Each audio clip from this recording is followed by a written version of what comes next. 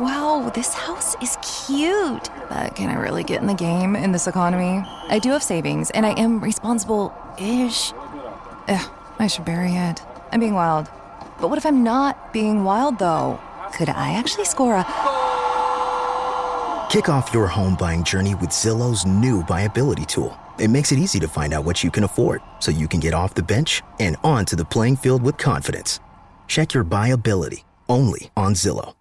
Welcome back to the Epic Universal Podcast. I'm entertainment writer Jim Hill, and this is the podcast where we cover the latest Universal news, rumors, and history.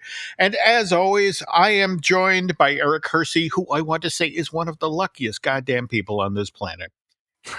Tell the story about what happened just yesterday. Well, I think it's kind of funny that I was putting together some of the show notes, looking at news and so forth. Then it was early in the morning, and I sent it off to you. And nowhere at all was it mentioned that they were going to do the annual pass holder tickets available until maybe like an hour later. It came up, and I'm on Twitter, and everybody's talking about it. And it's funny that it was a wonderful day for baseball yesterday. I was at my son's baseball game. It was a nice 38 degrees.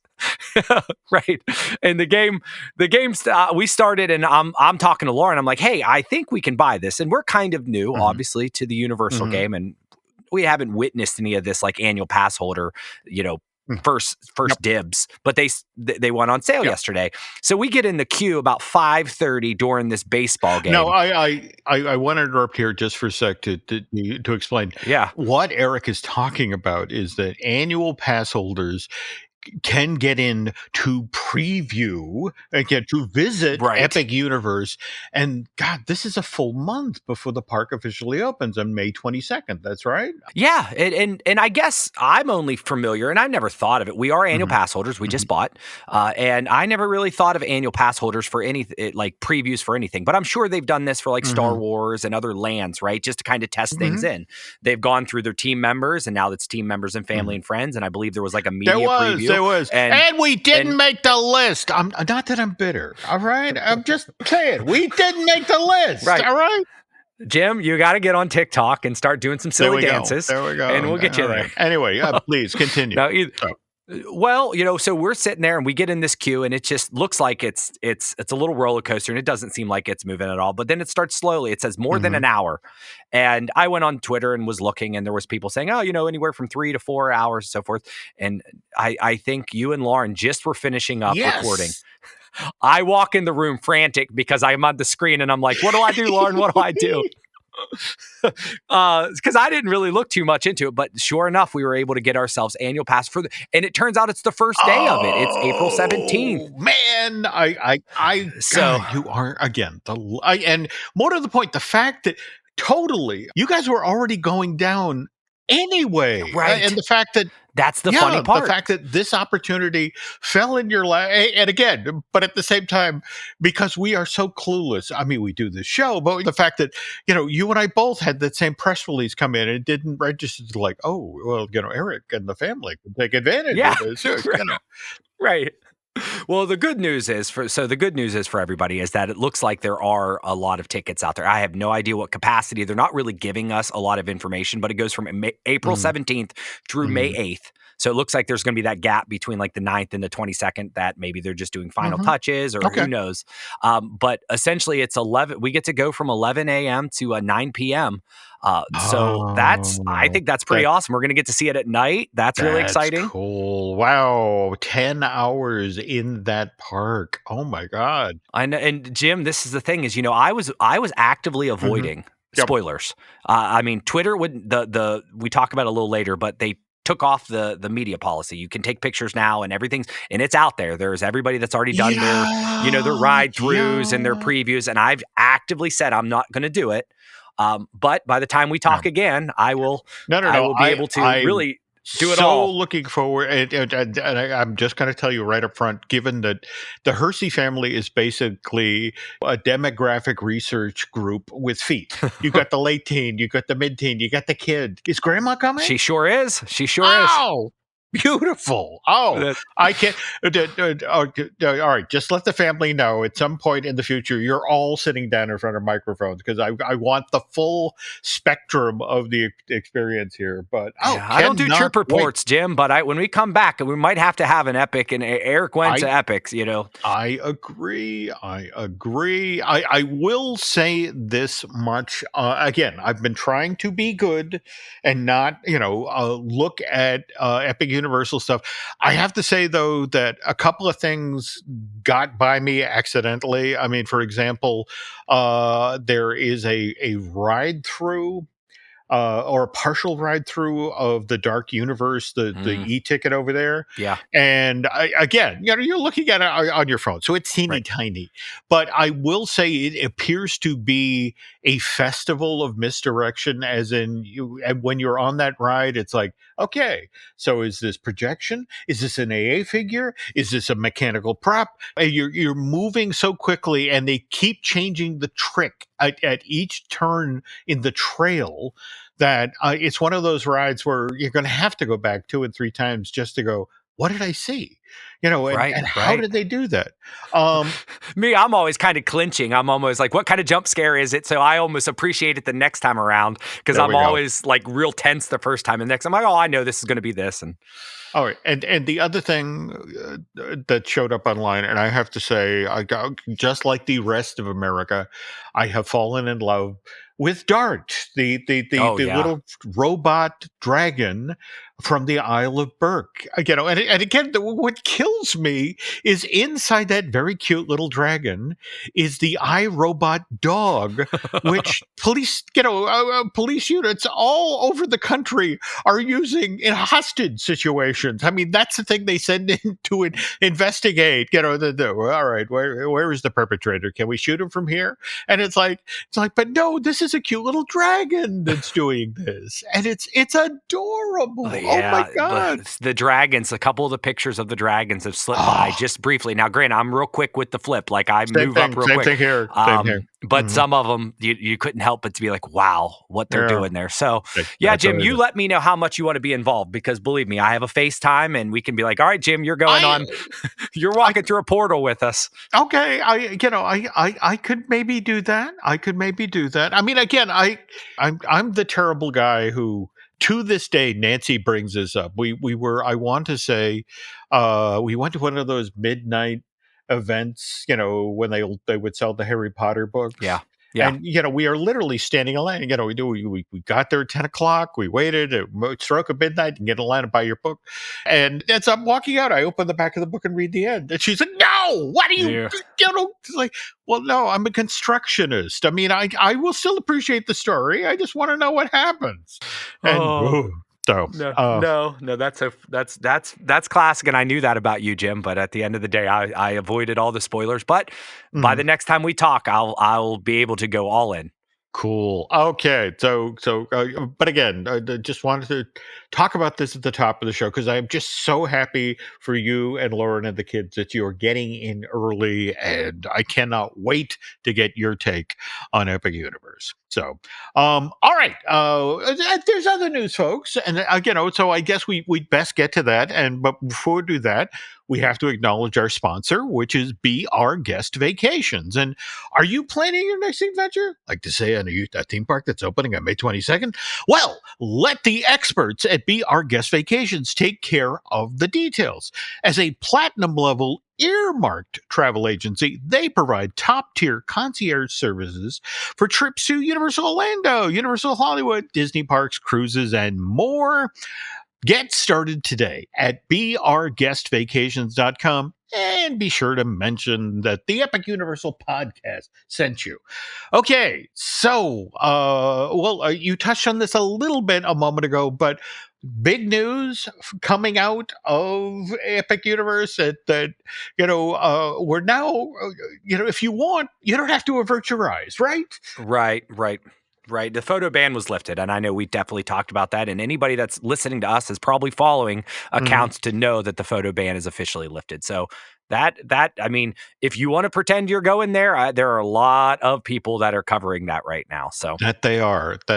Now, did we ever get confirmation about, I mean, that story that was making the rounds last week about, what is it, team members being Right. disciplined for bringing in folks who weren't necessarily friends or family who, also were violating the early photo ban. Did anything Well, ever come I'm of gonna that? tell you, and we had beef with this last week with the Mm. the April Fool's Day, Yep. and that I couldn't tell. Like there was lots of posts out there, but there was enough fake ones out there that I just lost my job. This kind of poor taste that I could. So I stopped following. I'm like, I haven't seen anything official about that, but I did see enough posts out there that were in that same April Fool's Day vein that I'm like, I don't know, and it Okay. almost clouded what was out on the internet. So I haven't heard. Have you seen anything, Jim?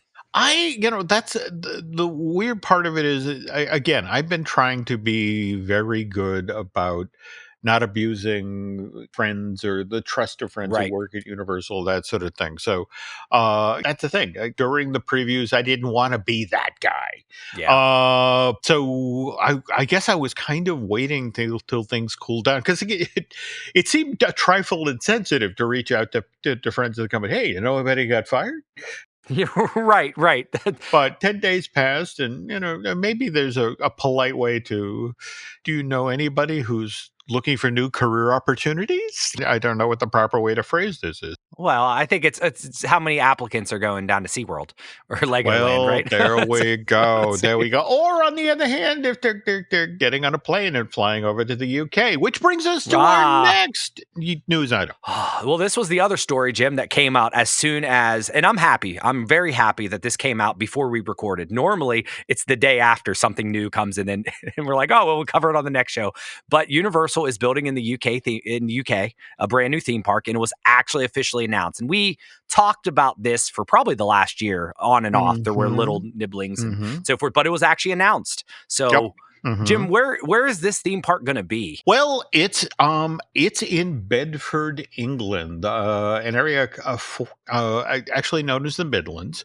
And what's interesting is within 2 hours time of where this park is being built, effectively half of the UK population could drive down to this park.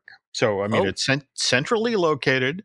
And what's kind of interesting is Universal is talking this up as their first European park, which isn't entirely true. There was Port Aventura in Spain that Universal was involved with, and that was back in the 90s.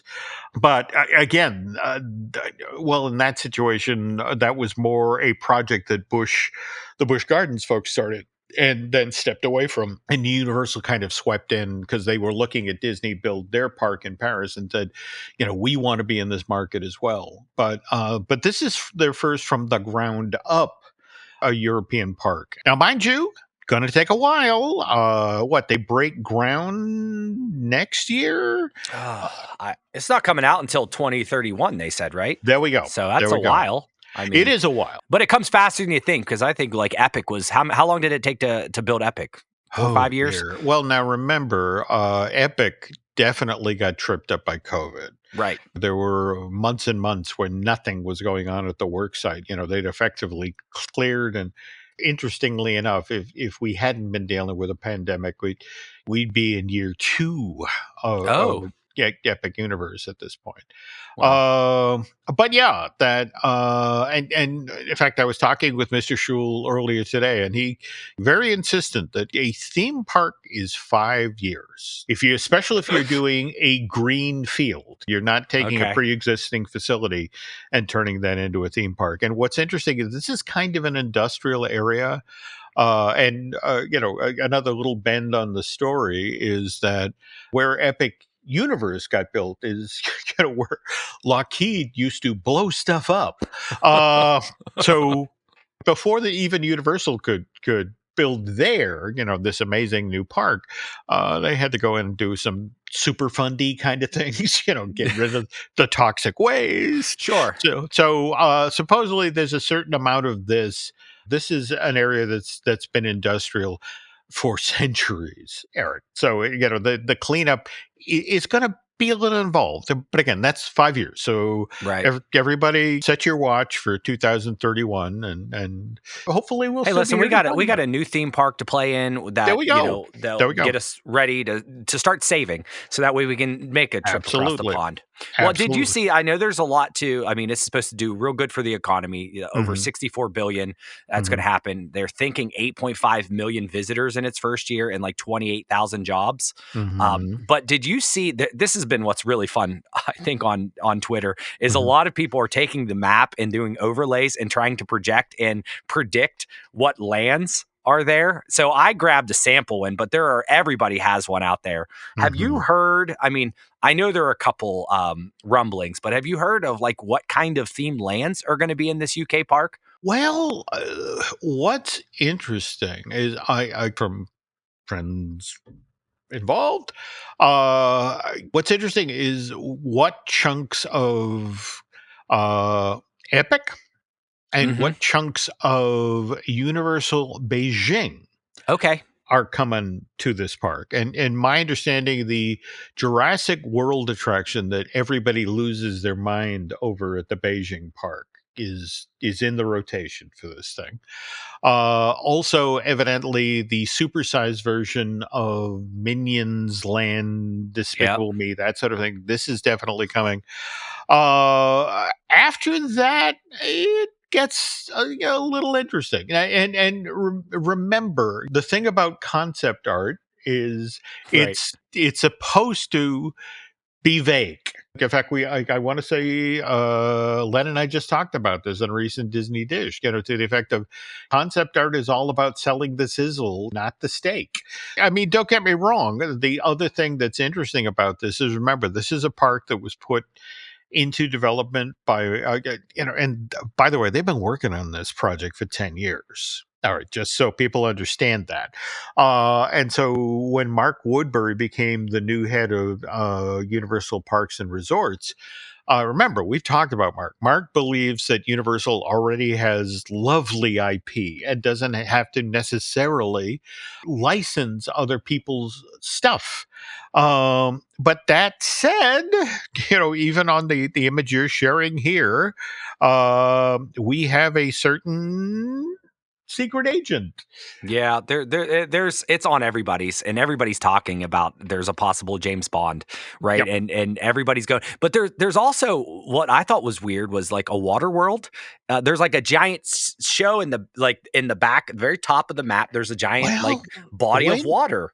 When we get you out to Universal Hollywood, they have had a Waterworld attraction at Hollywood since the movie came out in what, 96? I'm saying that movie is very, very old to just be putting in. Like, it has to be a really, really good show to be able to like put it there. Thing is that I want to say Osaka may have a water world. I'm pretty sure that Beijing has a water world. I mean, face it, you don't have to translate explosions Right. and guys falling out of the sky into the water. It's entirely possible by this time in 2031. And remember, that's carried the two, dropped the four. 6 years from now, Right. Universal might have another film that they might, but a giant outdoor stunt show that features explosions and fire and that sort of thing. Again, it's kind of a theme park no-brainer. Look at Indiana Jones Epic Stunt Spectacular. Yeah, well, I just that to me would have been the no-brainer for a 007, right? I mean, I know that was on the talking with Disney and Hollywood Studios when they did the lights, camera action or stunt show. So it's just we'll see. It's all rumors, so we don't know. Like you said, it's not their property, so they would have to license that. This is true. But remember, we are in an interesting moment where the Broccoli family has effectively signed the Bond franchise over to Amazon, and we're hearing all sorts of interesting rumors about who may direct and produce the first of the new films. So we will see. Okay. Right. So now pivoting back away from the UK, back to Orlando. All right. And again, you've been face down in the annual pass holder pages for the last day or so, because again, you were securing Right. your tickets to the preview. So, but their social pages over there have changed.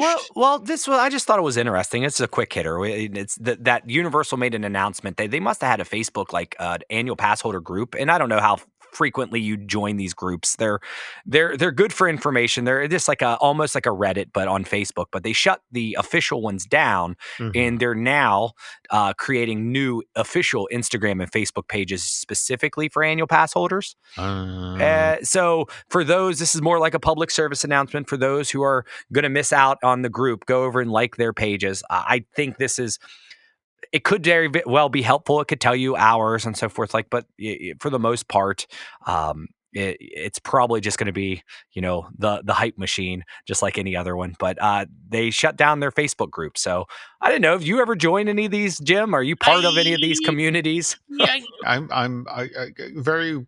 It's what the old Groucho Marx saying, I would never want to belong to a club that would have me as a member.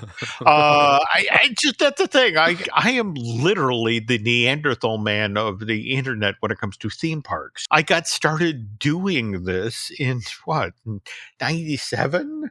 I kind of predate all of these things. So whenever I step into any of these spaces, it's like, Bigfoot. So I stay on my side of the fence. Right. Everybody else go have fun, and I'll stay over on this side and write pointless stories. Okay? No, but so everybody go out there, find the new Facebook page. If you're an annual pass holder, it might help you keep in the news.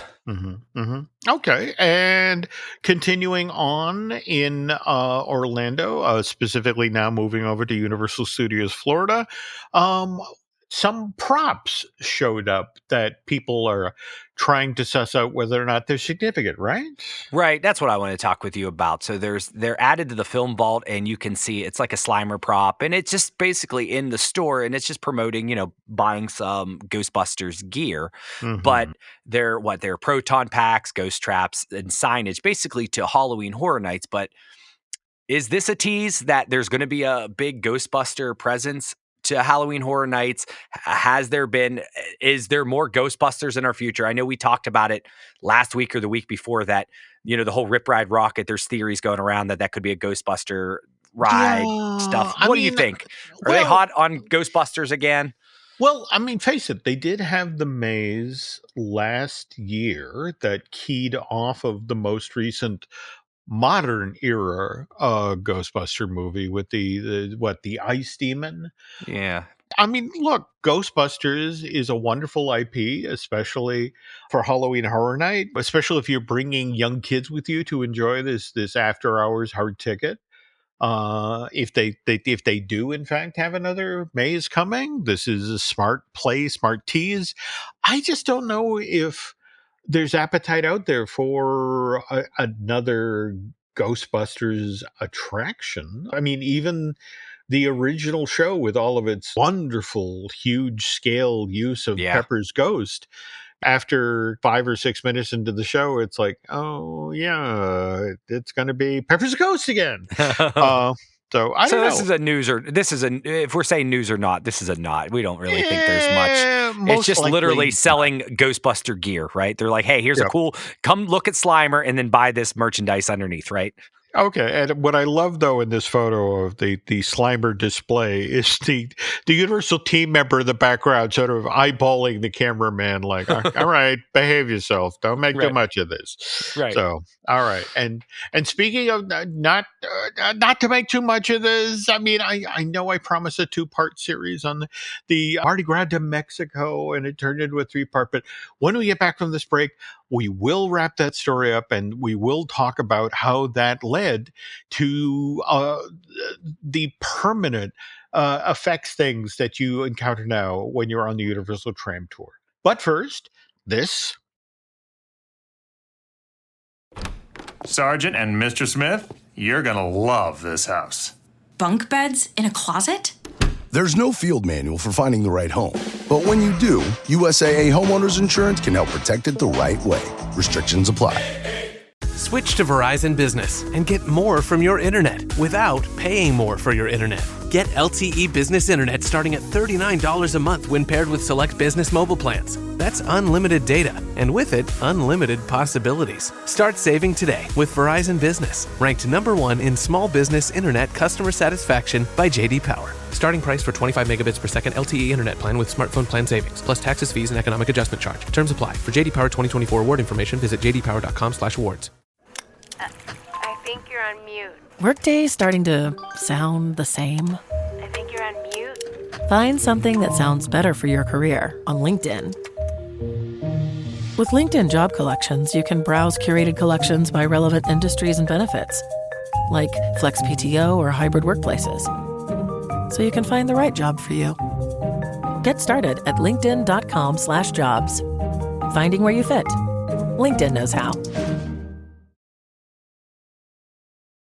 And we're back. By the way, Eric, before we get started here, I wanted to share a little Universal City history. And I remember, that Carl Laemmle bought all of that land out by the Cahuenga Pass to build Universal City, the first city dedicated to movie making. But what's interesting is, again, he did this. Operation was up and running by 1915. But if we jump back to 1847, in this very same space, Eric, is where Mexico and the United States signed the Treaty of Cahuenga, which ended the fighting of the Mexican-American War. Oh, really? All right. Yeah. So now, when you realize that, it's like, holy cow, this is where the Mexican-American War ended where they signed the treaty. Well, of course, this makes sense that this would be the place where you'd hold Mardi Gras de Mexico, which, remember, was this event that was held at the Universal Parks summer of 1967. But where this especially gets interesting is that, I've got to correct myself here. 68, not 67. Because remember, 67 was when they had the fire and people stayed home because they thought, well, Universal burned down. It's like, no, just 3 acres. But when they did Mardi Gras de Mexico the following summer, to get locals to come out, this was a big deal. They had reached out to multiple folks in Mexico. Like, for example, the Confederation of Chambers of Commerce of Mexico, the Confederation of Chambers of Industry in Mexico. This was also endorsed by the Ministry of Industry and Commerce in Mexico, the Mexican National Tourist Council, and just to put the cherry on the sundae here, the Los Angeles Chamber of Commerce itself got behind this project. They're like, ooh, we are reaching across the border. We're creating this event that celebrates Mexican heritage and Mexican art and arts and crafts. But, at the same time, this is an event for adults. It's held after hours, after the park closes for the day. I want to say tickets, in fact, let me check my ticket here. Let's see. I did mention that I went out and bought all of this stuff off of eBay. So let me show off to Eric here. Here's our actual ticket for Mardi Gras de Mexico. All right, which of course doesn't list the hour. But yeah, $2.50. There you go. All right, but hang on. The program tells me it runs from 6 o'clock to midnight every night except Sundays. And on Sundays, because again, we're supposed to behave ourselves and that sort of thing, starts at 5 p.m. and runs to midnight.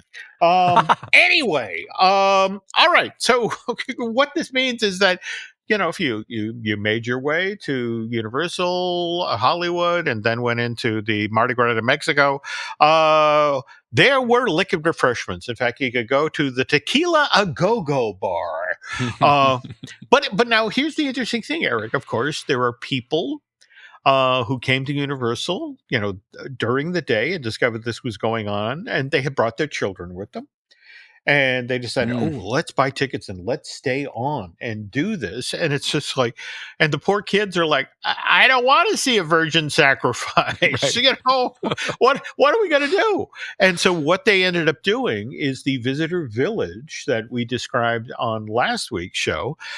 They kept all of that area open. And I know on a recent edition of the Epic Universal podcast, we talk about Ma and Pa Kettle's Animal Farm. Right. They kept that open, so I don't know. Keep the goats up late. Well, yeah, you know, Lots of patting. black coffee, you know, which they could serve with cream. But also, for example, the big Lake Universal, the kids could play with the model cruisers and pirate ships. They kept sort of pushing the kids like, yeah, go over there and play.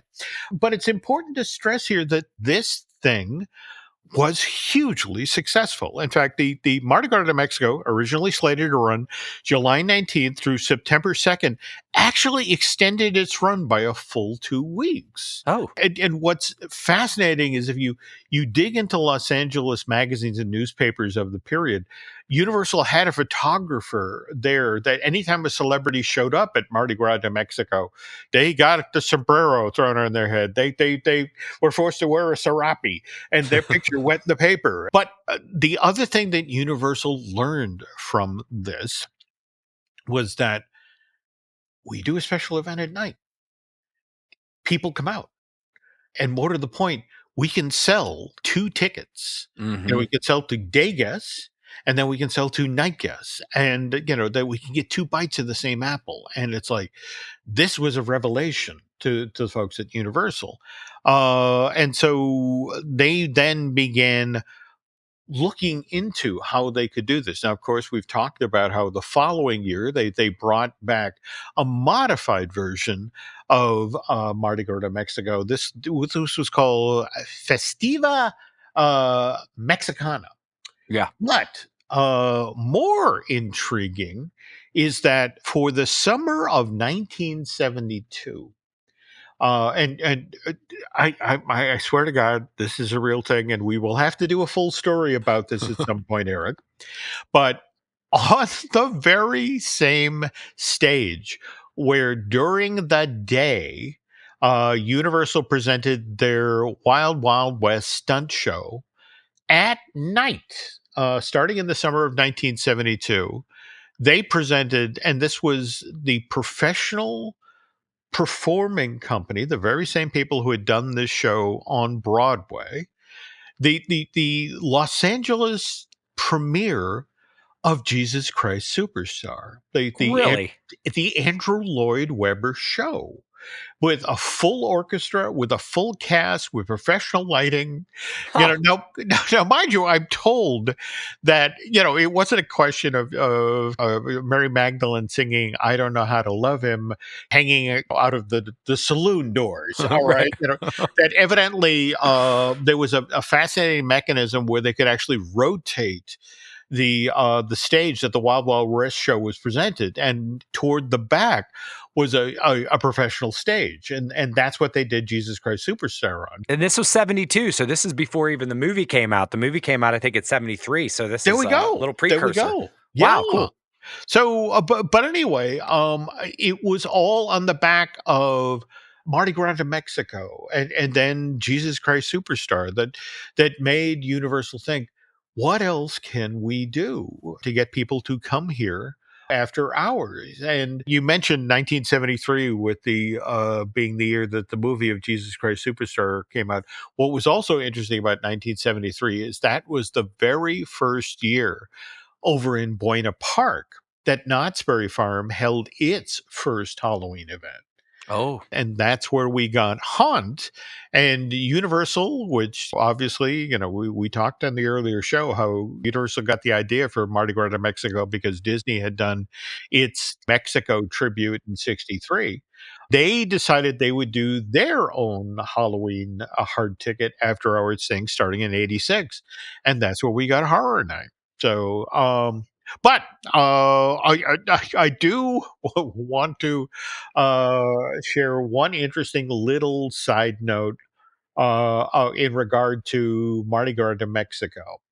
And remember that we talked on the first installment of the series about how Lou Wasserman effectively said to folks, because they were like, look, we need to put things on the tram tour. And we especially need to put things on the tram tour that people can look at on the weekends, because a lot of our TV shows and movies don't shoot on Saturdays and Sundays, and that's when most of the tourists turn out. And again, Lou was feeling a little prickly at this point, because remember, we'd lost those 3 acres of sets in the middle of the 410 acres. And he effectively told them, okay, fine, but I'm only going to allow you to build something that can't burn down. Which brings us to the flash flood. The Universal Tram Tour, and I'm now quoting from the Inside Universal Tourism booklet from 1969.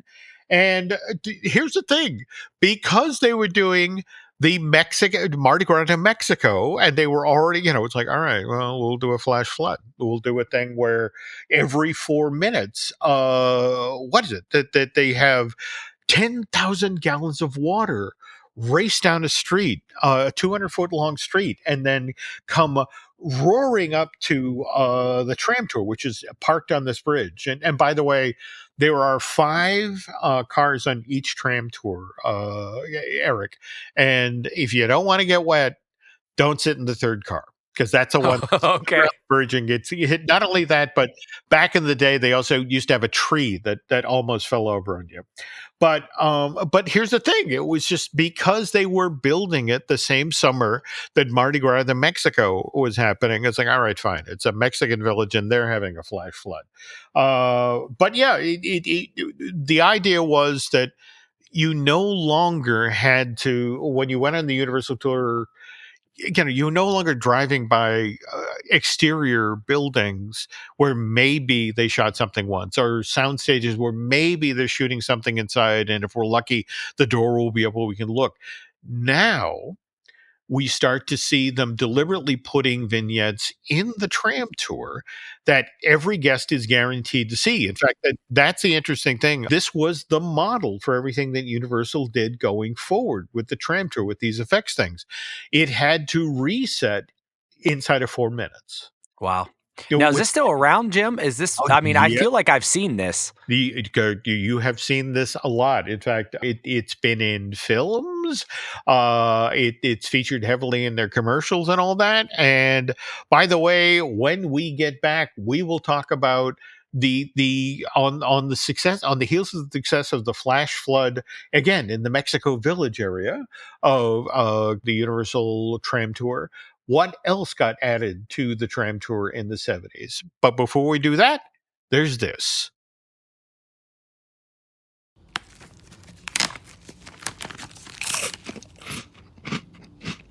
Uh-oh.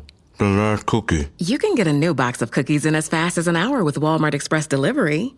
Are you my guilty self-conscience? No, I'm the voice offering you promo code EXPRESS for free delivery on your first order. Hey, who ate my cookies? You mean, these cookies? Order now. Welcome to your Walmart. Promotion valid for first express delivery order. $50 minimum subject to availability. Restrictions apply. This episode is brought to you by Temptations Cat Treats. Your cat will come running for the perfectly irresistible Temptations Creamy Puree and Temptations Lickable Spoon Cat Treats. The best time to feed lickable cat treats to your cat is anytime. Feed by hand for a playful moment, in a bowl for a creamy treat, or as a topper to make mealtime fun. Visit TemptationsTreats.com to learn more.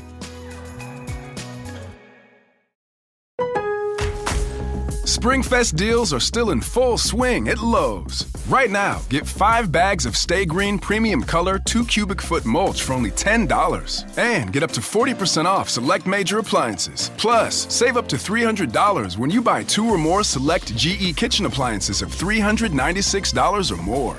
Lowe's, we help, you save. Valid through 4/16, excludes Alaska and Hawaii. Selection varies by location while supplies last. See Lowe's.com for more details and qualifying items. And we're back. Okay. We talked on last week's show about Universal Hollywood moving the security area to get into Right. City Walk. Lots of you did mention that. Yeah, we did. Moving it down deeper into City Walk, so you have to walk by more shops and that sort of thing before you get to the theme park. But of course, the other reason they're doing this is because the parking lot directly adjacent to the original security area is where Universal is going to be building a brand new hotel. Haven't announced it yet, but kind of like the thing in the UK, it's one of the worst kept secrets until it gets officially announced. So hopefully next couple of weeks. In fact, I would honestly be surprised if, as part of the Epic Universe thing, that they don't talk about, all right, we admit it, we're building this hotel. But I bring up the hotel because in 1969, we got the Sheraton Universal built right there on the hillside leading up to Universal City. And interestingly enough, the venue that we were just talking about, where Jesus Christ Superstar was presented, and again on the backside of the tram tour, so they could the Wild Wild West stunt show. This is the year that they officially built the Universal Amphitheater. But again, there was this concern that people, especially Southern California locals, are coming here on the weekends, and they just are. We're not shooting movies, we're not shooting TV shows during this time. So next year, 1970, this is when we go from Ma and Pa Kettle's Animal Farm, the petting zoo thing, to, we get the Ark Park, with the idea that, maybe people are bored with looking at cows and goats and chickens, so let's give them something exotic, like llamas. Sure. But at the same time, 1970 is also the first year that the Animal Actors Training Stage opened for business on the upper lot. And also with the thinking that we have to give them something.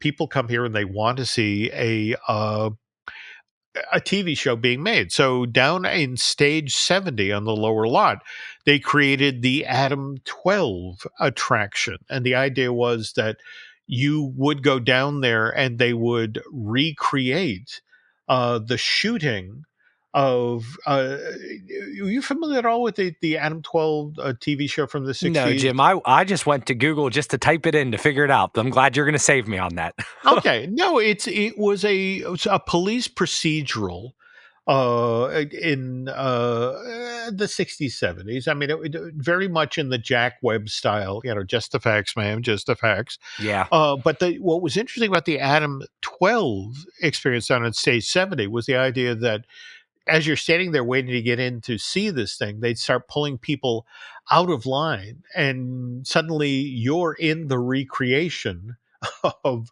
the TV show. Now, mind you, I always wondered about this moment because somebody had to play the crazed gunman, who's up in the window shooting down into the crowd, and it's like, you look like a crazed gunman, come with me.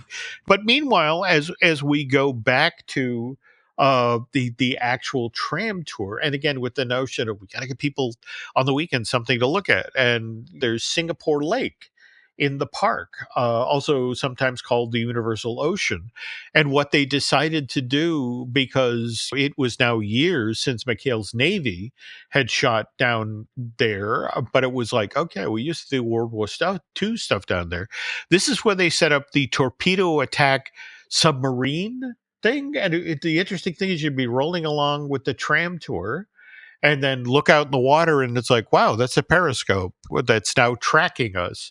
And then suddenly you would see a little trail of bubbles coming away from the periscope, and seemingly a torpedo would go into the riverbank just as the tram was going by, and this giant explosion of water. And again, I'm betting it's car 3 that everybody got wet on. Right.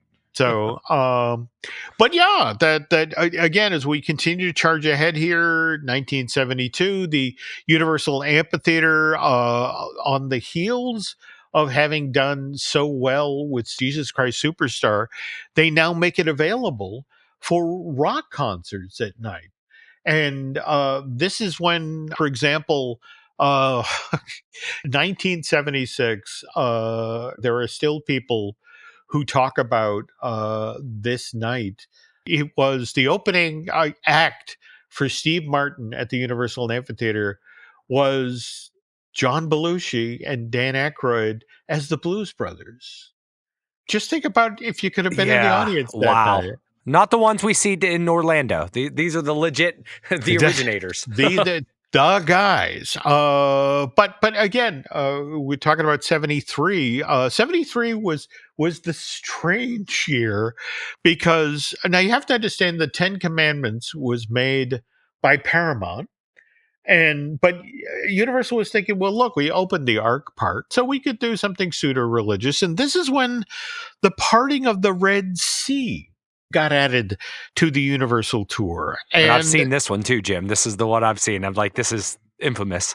Yeah. And what was funny, I'm going to read you the actual press description here. For the first time in 4,000 years, you'll thrill to the parting of the Red Sea without the help of Moses or Cecil B. DeMille. An electronic miracle, an outstanding special effect parts a lake 600 feet long, 150 feet wide, and 5 feet deep. And your Glamatram drives right through before the water closes in again. And again, every 4 minutes they had to do this because during the summer season, that's how many trams were rolling through these things. Now, mind you, the flash flood is still there. The parting of the Red Sea is still there. This one, on the other hand, Eric, the rock slide. I want, again, I'm going to give you a homework assignment and everybody else a homework assignment because you can go.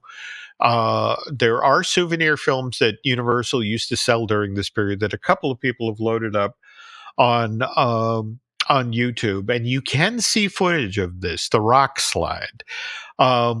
What it is, and it's so difficult to describe this mechanism, but basically what it is the tram is rolling by a hillside where a seemingly endless series of boulders are rolling downhill and disappearing in a trough right next to you.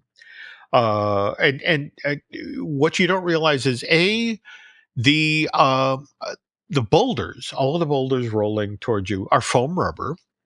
And when they roll off the lip next to the tram, they hit a conveyor belt and they're then pulled up to the top of the hill, which then puts them in the mechanism and dumps them down. So all day long, these foam rubber boulders roll down the hill.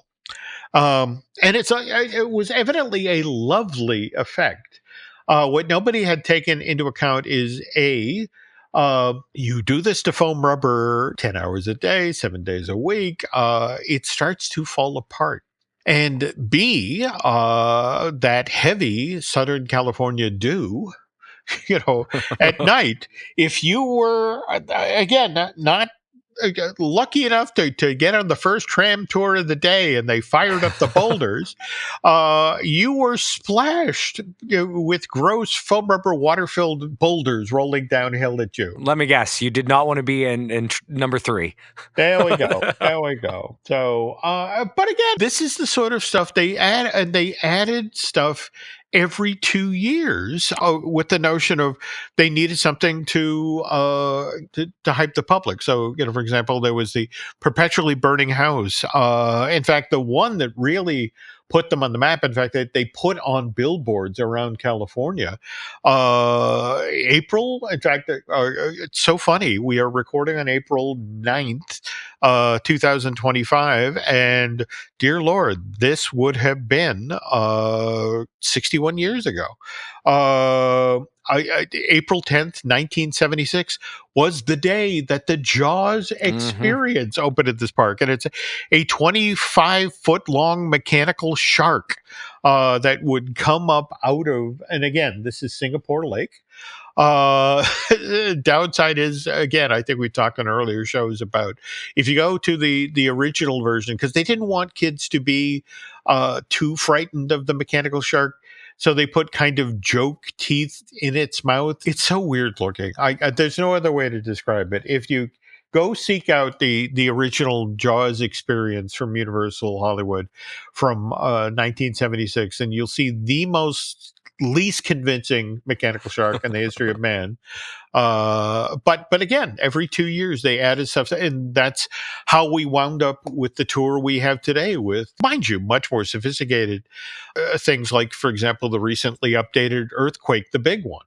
Right. But yeah, I mean, and you and the family will be out in California this summer, right? We have it slated for August, so as long as things go as planned, that is one of the major goals. Get back out to California and check that out. And yes, even I'm slowly conquering my fears. Terrified of Jaws my entire life, but but I think I can do the tram tour. I have watched enough footage now that I know where he's coming from. There we go. And what to deal with. And I'm like, maybe they need to put the giant teeth on him for me, so that way I'm not so terrified. Like, do me a favor, guys. There we go. Maybe you can get a filter put on your phone. So. Right. All right. Well, anyway, that brings us to the close of the tale of Mardi Gras de Mexico at Universal Studios Hollywood. And again, just think about all the stuff we got because of all of the lessons Universal learned running this after hours hard ticket. So anyway, that's going to bring us to the close of this week's edition of the Epic Universal podcast. And Eric, I know you're headed out the door shortly to actually go to a Universal park, but if folks are looking to get a hold of you before you hit the road, how are they going to do that? Hey, I'll probably snap some photos and put them on Instagram or Twitter. Cool. So if you want to follow me at Eric Hersey, it's just my name, Eric Hersey. Jim, how about you? Well, okay. As always, you can follow me on X or Instagram at Jim Hill Media and over on Facebook at Jim Hill Media News. And that's going to do it for this week's show, folks. So thanks for listening and stick around to find out what's going on this month over on the Jim Hill Media Podcast Network. Thanks for listening to today's episode. And if you like what you heard, head on over to Apple Podcasts and give us a review. This really helps get the word out about our shows.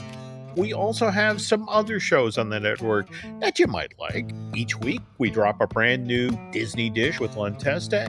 For animation and movie news, please listen to Fine Tuning with Drew Taylor. By the way, you can also check out Drew's other podcast, Light the Fuse, the official Mission Impossible podcast, which he does with Charles Hood. For all things Lucasfilm, why don't you subscribe to Looking at Lucasfilm with Brian Gahn? Likewise, we have I Want That Too with the lovely Lauren Hersey, our weekly podcast that features the latest merch and the stories behind that merch. And our Epic Universal podcast takes a look at the Universal theme park. So please join Eric Hersey and I on that weekly. If you enjoy theme park history, we also host Manufacturing the Magic with Shelley and Noah Valladolid. That podcast tells the story of how we got the modern theme parks that we enjoy today. Join myself, Len Testa, and veteran Imagineer Jim Schul for our latest season of Disney Unpacked, our first ever video series exclusively for Patreon. These get released first Sunday of every month, and each month we release several exclusive podcasts to help support this video series. I want to thank everyone that supports the Jim Hill Media Network. For more information about podcast and content, head on over to jimhillmedia.com. So that's going to do it for now, folks. Thanks again for listening, and we will catch up on the next show.